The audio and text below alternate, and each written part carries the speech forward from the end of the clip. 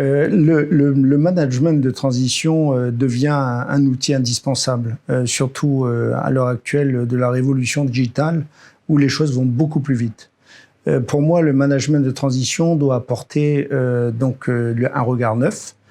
qui permet dans une première étape d'assurer de revisiter les processus en place, quelles que soient les spécialités du manager de transition,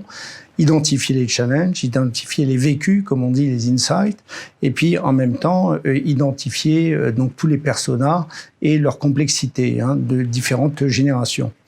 La deuxième chose qu'il doit apporter et qu'il apporte malgré lui, c'est la connexion avec son expérience personnelle. Donc c'est non seulement d'essayer de se comporter et de répondre à la problématique qui lui est posée, ne serait-ce que pour remplacer un directeur financier dans le cadre d'un plan à long terme à délivrer, mais c'est aussi d'apporter son expérience sur ce qui n'est pas fait ou ce qui est bien fait par rapport à son passé. Et puis la troisième chose, c'est évidemment de construire le changement.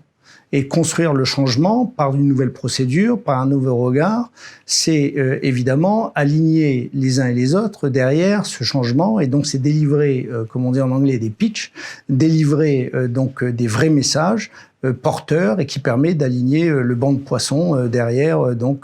les nouvelles procédures qui sont mises en place. Voilà pourquoi, même qu'on soit dans une grande société qui est composée souvent de petites sociétés, de sociétés de moyenne taille, d'administration, de public, de privé, le management de transition,